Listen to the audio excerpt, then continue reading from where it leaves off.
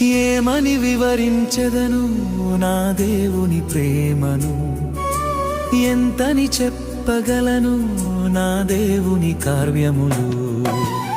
ఏమని వివరించెదను నా దేవుని ప్రేమను, ఎంతని చెప్పగలను నా దేవుని కార్యములు.